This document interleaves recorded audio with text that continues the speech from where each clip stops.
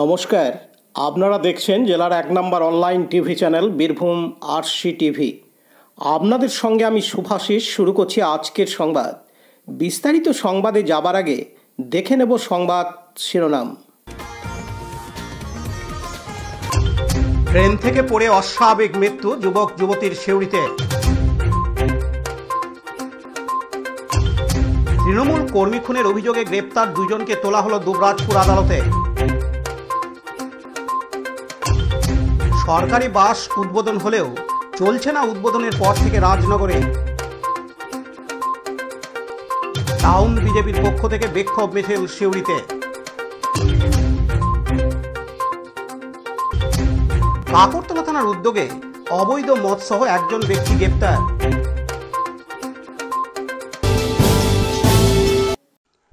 Train থেকে পড়ে অস্বাভাবিক মৃত্যু হলো দুই অজ্ঞাত পরিচয় যুবক যুবতীর। আজ বুধবার 11 জুন সকাল 9টা নাগাদ মহিষাদড়ি হল্ট ও কুনুরি স্টেশনের মাঝে আপ নওগাঁও এক্সপ্রেসে ঘটনাটি ঘটে। সিউড়ি রেল পুলিশের ওসি জানিয়েছেন, মৃত দুজনের বয়স আনুমানিক 35 বছর। তাদের পরিচয় জানার চেষ্টা চলছে। ঘটনাটি আত্মহত্যা নাকি এর পেছনে অন্য কোনো কারণ আছে তাও খতিয়ে দেখছে rail police.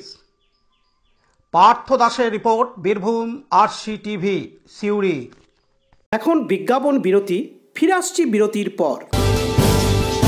RC style school dress এর বিপুল সম্ভার ও সামগ্রী একই ছাদের নিচে। এখানে যে কোনো স্কুল, কলেজ, বেসরকারি শিক্ষা প্রতিষ্ঠান, সিকিউরিটি গার্ড, কেটারিং এর ইউনিফর্মও তৈরি করা হয়। এখানে প্যান্ট, শার্ট, স্কার্ট, জুতো, মোজা, সোয়েটার, ব্লেজার, টুপি, বেল্ট, টাই, জলের বোতল, টিফিন বক্স ও অন্যান্য ইউনিফর্ম সেলাই ও সাপ্লাই করা হয়। এখানে নামি দামি কোম্পানির প্যান্ট, শার্ট, পাঞ্জাবি, পাজামার পিস ও থান কাপড় পাওয়া যায়, যেমন বিমল, রেমন্ডস, ডোনিয়ার, কেলভিন। এখানে গিফট আইটেম, আধুনিক ডিজাইনের কার্পেট, ডাইনিং কভার, পাপোশ, পর্দা ইত্যাদি পাওয়া যায়। বিশেষ প্রস্তাব, প্যান্ট, শার্ট, ব্লাউজ, চুড়িদার, সেলাই ও ফলস পার করা হয়। যোগাযোগ করুন 9883752306। ঠিকানা দুবরাজপুর ফ্যাশন এক্সপ্রেসের পাশে। ফিরে এলাম বিরতির পর। খয়রাসোল ব্লকের কাকরতলা থানার বড়া গ্রামে তৃণমূল কংগ্রেসের কর্মী শেখ নিয়ামুলকে পিটিয়ে খুনের অভিযোগে দুজনকে আজ বুধবার 11 জুন দুবরাজপুর আদালতে তোলা হলে বিচারক 5 দিনের পুলিশি হেফাজতের নির্দেশ দেন। ধৃতদের নাম শেখ কালো, শেখ মিলন। প্রসঙ্গত, চলতি বছরের গত ফেব্রুয়ারি মাসে খুন হন তৃণমূল কংগ্রেস কর্মী শেখ নিয়ামুল। তাকে রাতের অন্ধকারে পিটিয়ে খুন করা হয়। এরপর অভিযোগে শেখ আকবর নামে একজনকে গ্রেপ্তার করে কাকরতলা থানা। তাকে দুবরাজপুর আদালতে তুলে পুলিশি হেফাজতে নিয়ে পুলিশ জিজ্ঞাসাবাদ করে জানতে পারেন যে বেশ কিছুজন অভিযুক্ত বেঙ্গালুরুতে গা ঢাকা দিয়ে রয়েছেন। এরপর বীরভূম জেলা পরিষদ একটি বিশেষ দল বেঙ্গালুরু গিয়ে 5 জনকে খুনের অভিযোগে গ্রেপ্তার করে নিয়ে আসে। এরপর গ্রেপ্তার হন শেখ আনোয়ার। এর পাশাপাশি কাকরতলা থানার পুলিশ তদন্ত শেষ করে 20 জনের চার্জশিট দাখিল করেন।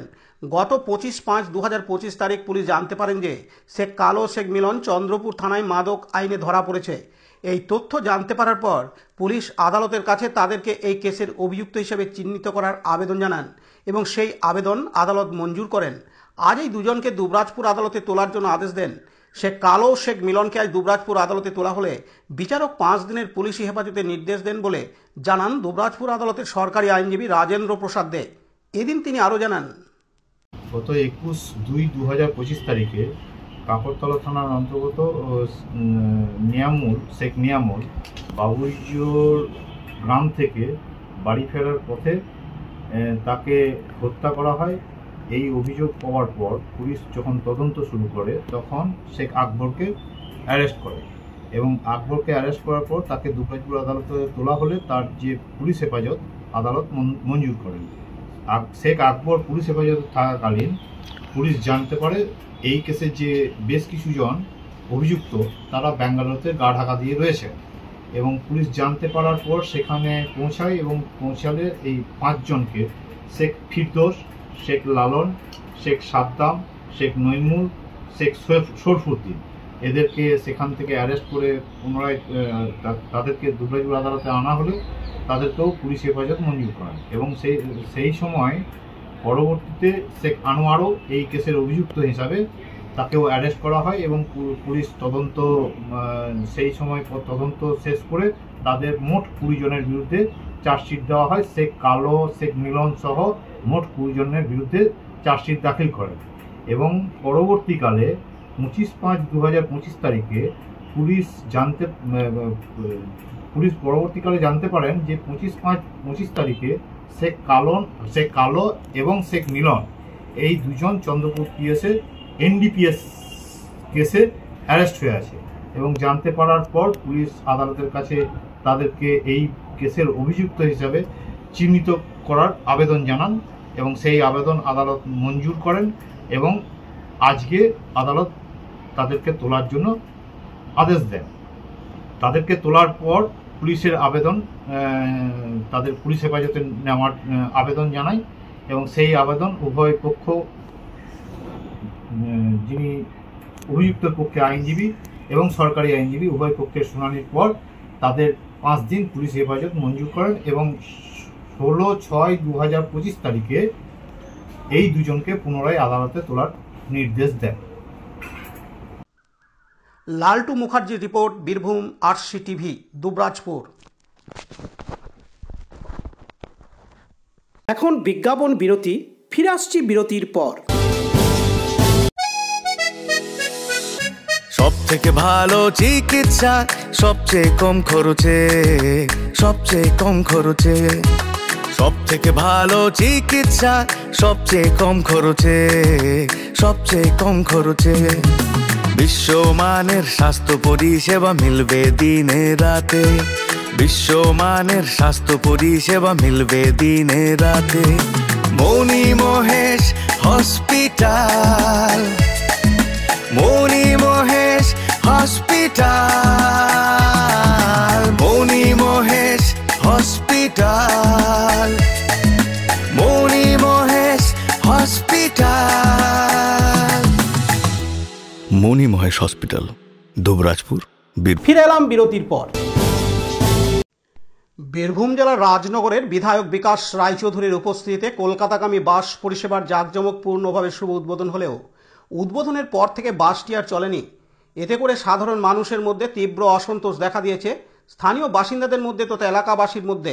স্থানীয় বাসিন্দারা জানান, বহুদিন ধরেই রাজনগর থেকে কলকাতাগামী সরকারি বাসের দাবি ছিল। উদ্বোধনের দিন আনন্দ উৎসব হলেও বাস্তবে বাস চলাচল শুরু না হওয়ায় তারা প্রতারিত বোধ করছেন। অনেকেই বলেন, শুধু ফিতে কেটে ছবি তোলার জন্যই কি এই উদ্বোধন? এ বিষয়ে রাজনগর ব্লক পূর্ত কর্মাধ্যক্ষ সুকুমার সাধু বলেন, সময়সূচির পরিবর্তনের জন্য কয়েকটা দিন বা পরিষেবা বন্ধ ছিল। আজ বুধবার 11 জুন থেকে বাসটি রাজনগরে আসবে এবং আগামীকাল বৃহস্পতিবার 12 জুন থেকে সরকারি বাসটি নিয়মিতভাবে রাজনগর কলকাতাগামী বাস চলাচল করবে। এদিন তিনি আরও জানান, এটা আপনি যেটা বলছেন সেটা ঠিক, আমরা উদ্বোধন করেছি এবং বাস চলবে। আজকেই বাস রাত্রে হল্ট হবে, কাল সকাল থেকেই বাস ছাড়বে। এটা আজ থেকেই চলবে।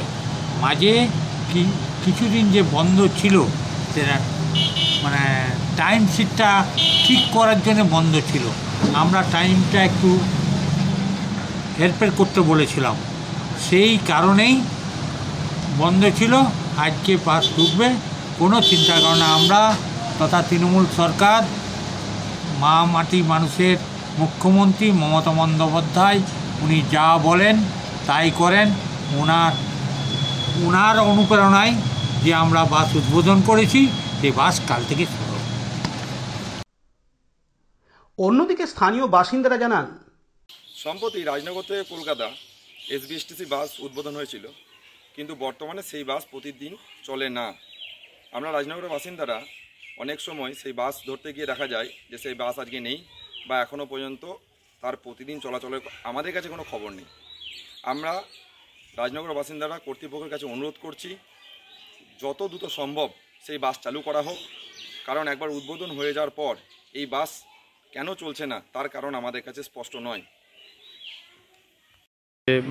সরকারি বাস আনুষ্ঠানিকভাবে উদ্বোধন হয়েছে, তারপর অভিযোগ উঠছে যে এটি চলছে না রুটে।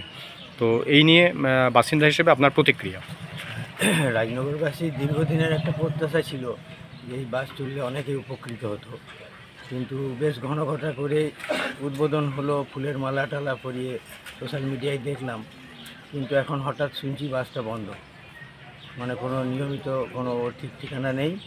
তো এত ঘন ঘটাঘটি যখন হলো, তো স্থানীয় বাসিন্দারা হয়তো অনেকে সকালে এসেই বাস ধরতে আসছেন, খবর পাচ্ছেন যে বাস চলে না। তো এইটা খুবই খারাপ। রাজনৈতিক ব্যক্তিবর্গের কাছে আমার অনুরোধ, এইরকম অনুষ্ঠান করে মানুষদেরকে বিভ্রান্ত করা কিন্তু ঠিক হচ্ছে না। এই বাস যাতে নিয়মিত চলে, রাজনগরবাসীর সুযোগ সুবিধা এগুলোকে মাথায় রেখে তার বিহিত ব্যবস্থা কিন্তু তাদের করা উচিত। আমি একজন রাজনগরবাসী হিসেবে এই দাবিটা রাখছি। নিয়মিত যাতে বাসটা চলে সেটা চাইছেন আপনারা, তাই তো? অবশ্যই, কারণ অনেক দিনে একটা আশা ছিল যে বাসটা খুললো, খুব ভালো লাগলো, কিন্তু এটা হবে ভাবতে পারিনি আমরা। আচ্ছা, আপনার নাম এবং পরিচয়? আমার নাম আব্দুল মজিদ খান, স্থানীয় বাসিন্দা। বিপিন পালের report, Birbhum RC TV, Rajnagar. এখন বিজ্ঞাপন বিরতি, ফিরে আসছি বিরতির পর।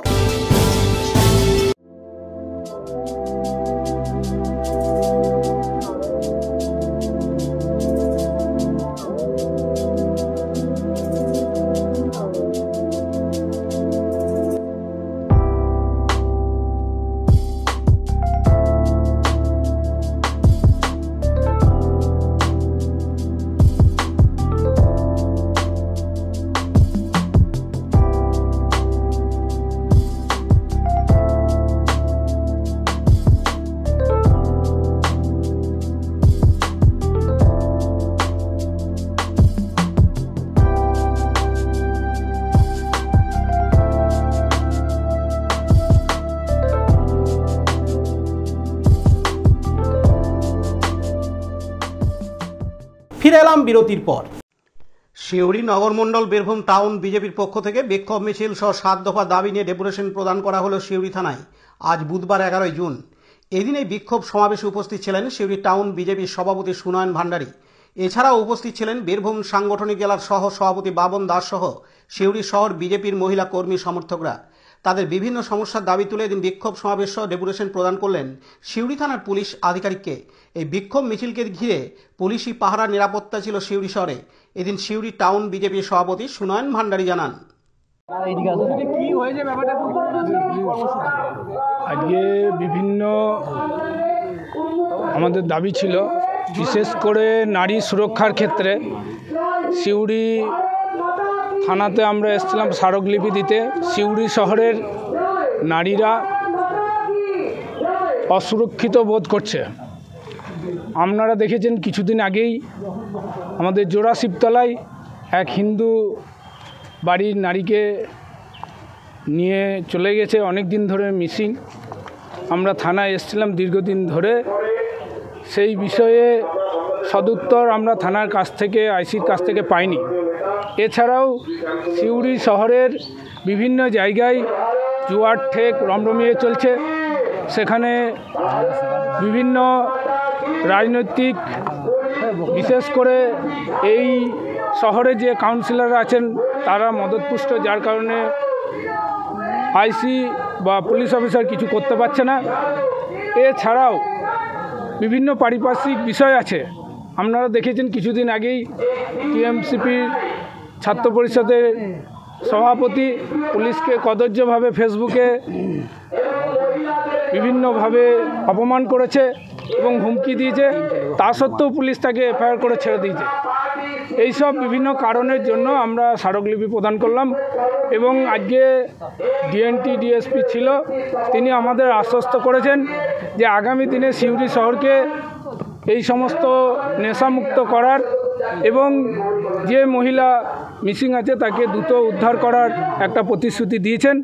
আমরাও বলেছি যদি তাড়াতাড়ি সদুত্তর হয় তাহলে ঠিক আছে, আর না হলে আমরা আগামী দিনে বড় আন্দোলনে আমরা নামব। সুনয়ন ভান্ডারী, ভারতীয় জনতা পার্টির সিউড়ি শহর সভাপতি। পার্থ দাসের রিপোর্ট, বীরভূম আরসি টিভি, সিউড়ি। এখন বিজ্ঞাপন বিরতি, ফিরে আসছি বিরতির পর।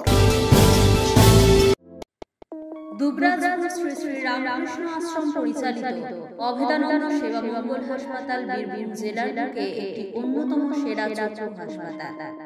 এখানে প্রত্যেকদিন স্বল্প মূল্যে অত্যাধুনিক যন্ত্রপাতির সাহায্যে অভিজ্ঞ চক্ষু বিশেষজ্ঞের দ্বারা চক্ষু পরীক্ষা ও চক্ষু ছানি অপারেশন, ফেকোমাইক্রো সার্জারি করা হয়। এছাড়াও এই হাসপাতালে অতি স্বল্প মূল্যে যাবতীয় পরীক্ষা নিরীক্ষা যেমন রক্তের সমস্ত রকম পরীক্ষা, ইসিজি, ইউএসজি, থাইরয়েড পরীক্ষা করা হয়। এখানে অতি স্বল্প মূল্যে চশমাও তৈরি করা হয়। এছাড়াও এখানে প্রত্যেকদিন বিনামূল্যে অন্যান্য রোগের চিকিৎসা করা হয়। আমাদের আদর্শ শিব বিজ্ঞানের সেবা। যোগাযোগের নম্বর 9382571046 অথবা 9564554959 অথবা 7407405155। ঠিকানা অভেদানন্দ সেবা মঙ্গল হাসপাতাল, ওয়ার্ড নম্বর 4, দুবরাজপুর, বীরভূম। ফিরে এলাম বিরতির পর। বীরভূমের কাকরতলা থানা এলাকায় অবৈধভাবে কয়লা, বালি, মদ পাচারের অভিযোগ পাওয়া মাত্রই স্থানীয় থানার ওসি সহ পুলিশের একটি দল বিশেষ অভিযান শুরু করেন এলাকা জুড়ে, যার পরিপ্রেক্ষিতে বেশ কিছু অবৈধ কারবারের সঙ্গে জড়িত বামাল সহ পুলিশের হাতে ধরা পড়ে। অনুরূপভাবে গতকাল মঙ্গলবার 10 জুন রাতের দিকে কাকরতলা থানার পুলিশ অতর্কিতভাবে বিশেষ অভিযান চালায়। সেক্ষেত্রে স্থানীয় থানার পেচালিয়া এলাকা থেকে 17 লিটার অবৈধ মদসহ এক ব্যক্তিকে আটক করা হয়। ধৃতের নাম সন্তু চৌধুরী, বয়স 28 বছর, বাড়ি স্থানীয় থানার বাবুইজোর গ্রামে। ধৃতের বিরুদ্ধে কাকরতলা থানায় মামলা দায়ের করা হয়েছে এবং ধৃতকে আজ বুধবার 11 জুন দুবরাজপুর আদালতে তোলা হয় বলে পুলিশ সূত্রে খবর। শেখ রিয়াজউদ্দিনের রিপোর্ট, বীরভূম আরসি টিভি, কাকরতলা। আজকের সংবাদ এই পর্যন্ত। পরবর্তী সংবাদের জন্য চোখ রাখুন বীরভূম আরসি টিভির পর্দায়। নমস্কার।